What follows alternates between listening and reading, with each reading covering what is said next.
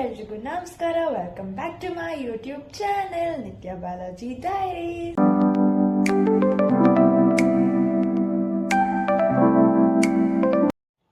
ಇವತ್ತು ಮತ್ತೊಂದು cooking blog ಜೊತೆ ವಾಪಸ್ ಬಂದಿದ್ದೀನಿ. ಇವತ್ತಿನ ರೆಸಿಪಿ ಬಂದು ಪಾಲಕ್ ಸೊಪ್ಪಿನಲ್ಲಿ ಮಾಡುವಂತ ಪಾಲಕ್ ಬಾತ್.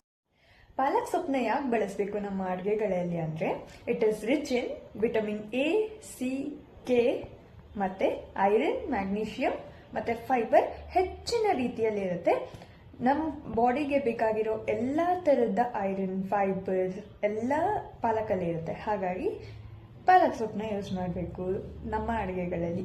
ಹಾಗಾಗಿ ಇವತ್ತಿನ ರೆಸಿಪಿ ಪಾಲಕ್ ಬಾತ್.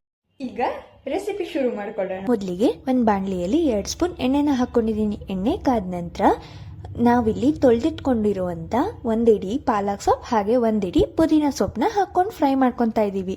ಚೆನ್ನಾಗಿ ಫ್ರೈ ಮಾಡ್ಕೊಬೇಕು. ಅದು ಹಸಿ ವಾಸನೆ ಹೋಗಿ ಹಿಂಗೆ ಫ್ರೈ ಆಗಿ ಮೆತ್ತಗಾಗ ಗಂಟ ಫ್ರೈ ಮಾಡ್ಕೊಳ್ಬೇಕು.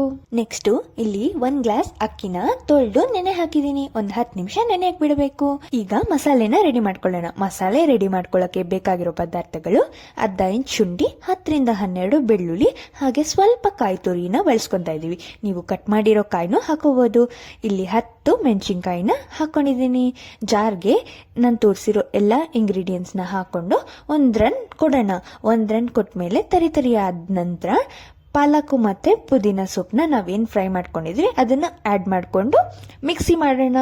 ಮಿಕ್ಸಿ ಮಾಡಿದ್ಮೇಲೆ ಮಸಾಲೆ ಹಿಂಗ್ ತಯಾರಾಗಿರುತ್ತೆ. ಈಗ ಒಗ್ಗರಣೆಗೆ 1 ಈರುಳ್ಳಿನ ಉದ್ದುದ್ದಕ್ಕೆ ಹಚ್ಚಿಟ್ಕೊಂಡಿದೀನಿ. ಹಾಗೆ ಪೌಡರ್ಸ್ ಗಳಲ್ಲಿ 1 ಸ್ಪೂನ್ ಧನಿಯಾ ಪುಡಿ ಹಾಗೆ ಅರ್ಧ ಸ್ಪೂನ್ ಗರಂ ಮಸಾಲಾನ ಉಪಯೋಗಿಸ್ತಾ ಇದ್ದೀನಿ. ನಾವು ಪಾಲಕ್ ಬಾತ್ಗೆ 1 ಗ್ಲಾಸ್ ಅಕ್ಕಿನ ಬಳಸ್ತಾ ಇರೋದ್ರಿಂದ ಇಲ್ಲಿ 2 ಗ್ಲಾಸ್ ನೀರ್ನ ಹಾಕೊಂಡಿದೀನಿ, ಕಾಯಕ್ಕಿಟ್ಟಿದ್ದೀನಿ.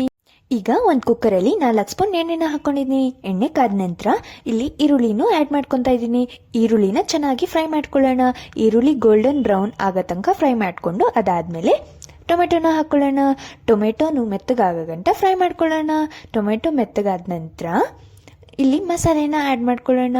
ಮಸಾಲೆ ಆಡ್ ಮಾಡ್ಕೊಂಡು ಚೆನ್ನಾಗಿ ಫ್ರೈ ಮಾಡ್ಕೊಳ್ಳೋಣ. ಅದು ಹಸಿ ವಾಸನೆ ಹೋಗೋ ಗಂಟ ಮಸಾಲೆನ ಫ್ರೈ ಮಾಡ್ಕೊಳ್ಳೋಣ. ಅದು ಹಸಿ ವಾಸನೆ ಹೋಗಿದ ನಂತರ ನಾವು ಇಟ್ಕೊಂಡಿದ್ದಂತ 1 ಸ್ಪೂನ್ ಧನಿಯಾ ಪುಡಿ ಹಾಗೆ ಅರ್ಧ ಸ್ಪೂನ್ ಗರಂ ಮಸಾಲೆನ ಆಡ್ ಮಾಡ್ಕೊಳ್ಳೋಣ. ಆಡ್ ಮಾಡ್ಕೊಂಡು ಚೆನ್ನಾಗಿ ಮಿಕ್ಸ್ ಮಾಡೋಣ. ಮಿಕ್ಸ್ ಮಾಡಿದ ನಂತರ ನಾವು ತೊಳೆದು ನೆನೆ ಹಾಕಿರುವಂತ ಅಕ್ಕಿನ ಹಾಕೊಳ್ಳೋಣ. ಇಲ್ಲಿ ಕುದಿತಾ ಇರೋ ನೀರ್ನ ಕುಕ್ಕರ್ಗೆ ಆಡ್ ಮಾಡ್ಕೊಳ್ಳೋಣ. ಆಡ್ ಮಾಡ್ಕೊಂಡು ಬಟಾಣಿನ ಹಾಕೊಳ್ಳೋಣ.